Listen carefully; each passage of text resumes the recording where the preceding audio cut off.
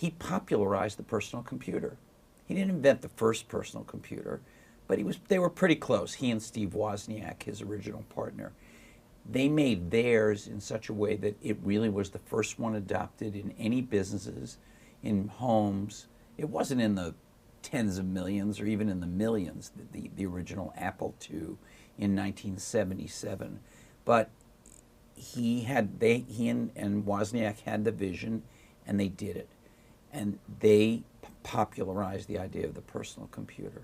People think that, for instance, that IBM invented the personal computer. I saw this written just the other day, and it's ludicrous. IBM didn't enter the market till 4 years after Apple. In fact, Apple ran a front page ad in its usual snarkiness saying, "Welcome, IBM." But after bringing the personal computer into kind of the mainstream, he changed it all up and brought out the Mac. Didn't invent the basic technologies in that either. They were developed at Xerox, but Xerox had no ability to market them.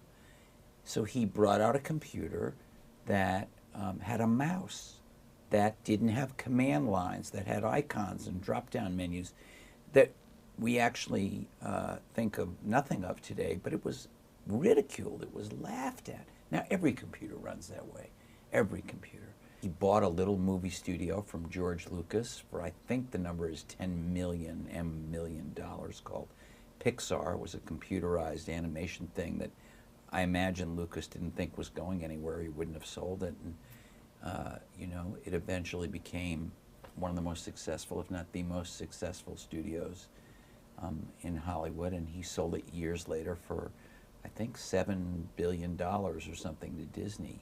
But he came back to Apple. Apple was about 90 days from Chapter 11.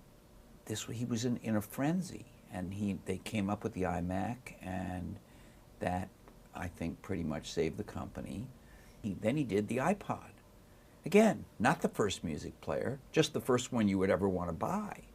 So he upended the music industry with that, and he brought the company into consumer electronics. Then we know, after saying he wasn't going to do a phone, he did the iPhone. Completely changed the game in mobile. This is one guy. I mean, obviously he had a lot of people helping him, but one leader, one CEO wanting to do this. The other thing is he became a better business person, and he surrounded himself with better business people, so that the company not only, it went from being the company that made the coolest, most beautiful things, but it never had any market share, it never had any cash on hand, that it never had any earnings, and it never had any revenues.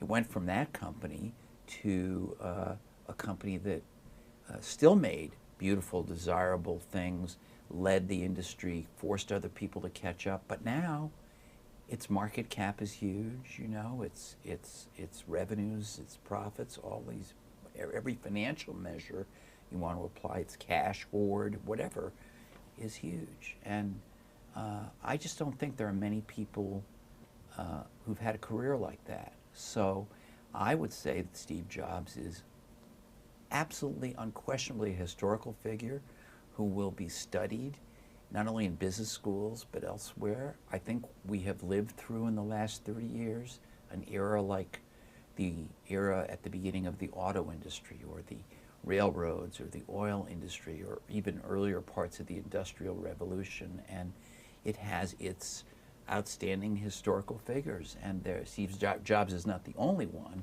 but he is one of the 2 or 3 leading historical figures of the tech revolution.